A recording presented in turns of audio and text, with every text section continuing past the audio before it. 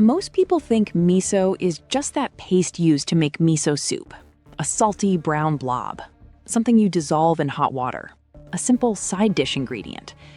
But that definition misses almost everything that makes miso important. Because miso is not just a soup base, it is one of the deepest flavor-building ingredients in Japanese food. And once you understand how it works, you start seeing it everywhere. Not always visibly, but structurally. So what is miso, really? At its core, miso is a fermented paste, usually made from soybeans, salt, and koji. And that last word matters more than most people realize. Koji is steamed grain, often rice, sometimes barley, sometimes soybeans, that has been inoculated with a mold called Aspergillus oryzae. This mold is not there to make the food fuzzy or rotten. It is there to transform it. Koji creates enzymes, and those enzymes break down starches into sugars and proteins into amino acids. That process is one of the main reasons miso develops sweetness, savoriness, aroma, and depth. In other words, miso is not just mixed, it is changed over time. And that is the first thing most people get wrong. Miso is not just a seasoning paste. It is the result of fermentation, time, and controlled transformation.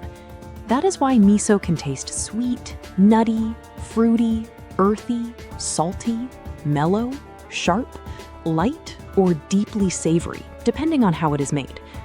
Now, where does miso come from? The history is a little more complicated than many simple food explanations suggest. Fermented soybean pastes have roots in older East Asian fermentation traditions, and Japan was influenced by Chinese food culture in many ways. But Japanese miso developed into its own ingredient over centuries, with its own methods, local variations, and culinary role. By the medieval period, miso had already become an important part of Japanese food culture. It was valuable, nourishing, and practical. It stored well, it added flavor to simple meals, and because it was concentrated, a relatively small amount could transform a lot of food. At one point, miso was so important that some households even made their own yearly batches. That matters because miso was not just a fancy specialty ingredient. It was part of everyday structure, a seasoning, a preserved food, and a flavor foundation. And this already tells you something important about Japanese cooking. A lot of the depth people associate with Japanese food does not always come from dramatic spice or heavy sauces. Very often, it comes from fermentation, layering, and ingredients that quietly build complexity underneath the surface. And miso is one of the best examples of that. So how is miso actually made? It starts with soybeans.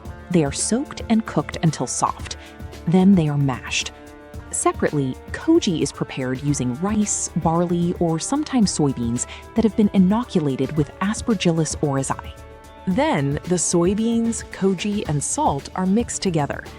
At that point, you do not yet have finished miso.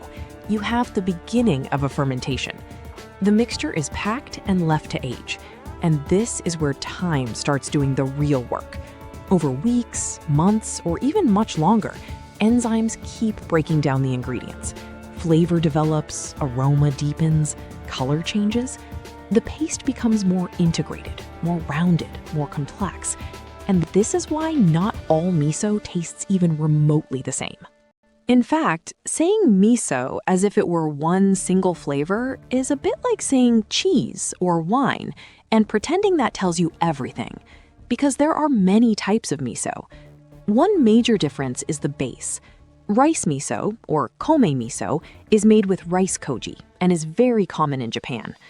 Barley miso, or mugi miso, often has a more rustic, aromatic character. Soy miso, made with soybean koji, can be darker and stronger. Another major difference is fermentation time. Generally speaking, lighter miso tends to ferment for a shorter time.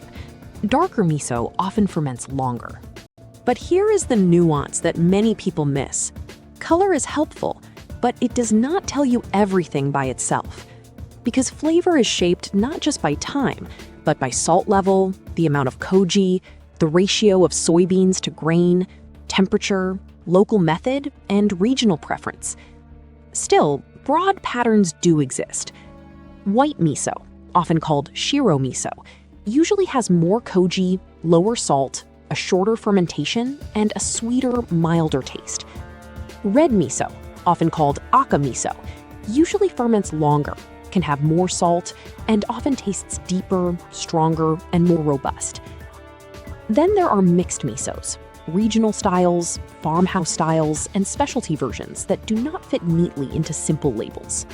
That is why miso is so interesting. It is one ingredient, but also a whole spectrum. Now, here is the next misconception. Most people know miso through miso soup. And miso soup matters, of course it does, but miso is much bigger than soup. Miso can be used in marinades, glazes, sauces, dressings, hot pots, pickles, braised dishes, ramen, grilled fish preparations, even desserts in some modern kitchens. Why? Because miso does something that many ingredients do not do very well. It adds depth without always calling attention to itself. Salt makes food salty. Sugar makes food sweet. Acid makes food bright. But miso can add salt, sweetness, savoriness, fermentation, and body all at once. That gives it unusual power. A spoonful of miso can make a sauce feel fuller, a marinade feel rounder, a vegetable dish feel richer, a soup feel more complete. And this is where the real flavor logic of miso begins to show. Miso is not just there to taste like miso. Sometimes it is there to make everything else taste more like itself. That sounds strange at first, but it is true. Because fermentation creates amino acids, especially glutamates, which help produce umami, that deep, savory quality people often describe as richness or satisfying depth. But miso is not pure umami in some abstract way. It is umami with personality. Sweet miso gives you a gentler, rounder effect. Dark miso can feel heavier, more intense, more earthy, sometimes almost meaty. And when combined with ingredients like dashi, mushrooms, sesame, butter, pork, or roasted vegetables, miso can create the kind of flavor that feels much bigger than the ingredient list suggests. Now, let's talk about one small but important detail. Why do people often say not to boil miso too aggressively? It is not because miso suddenly becomes useless. It is because high heat can flatten some of its more delicate aroma. That is why in many kitchens, miso is stirred in toward the end rather than boiled hard for a long time.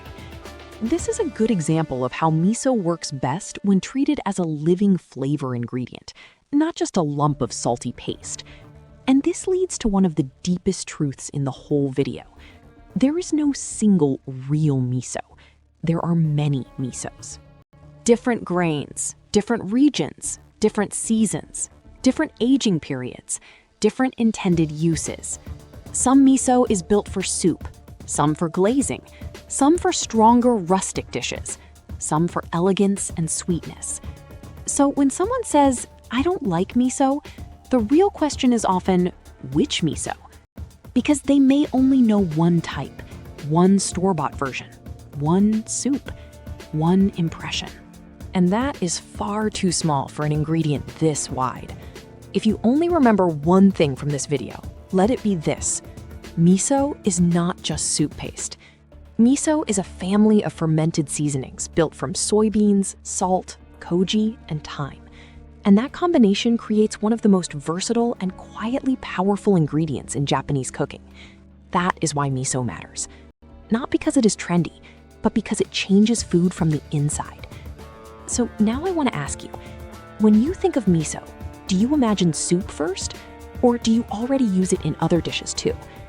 And if you want to understand the savory foundation that works alongside ingredients like miso in so many Japanese dishes, watch the video on dashi next.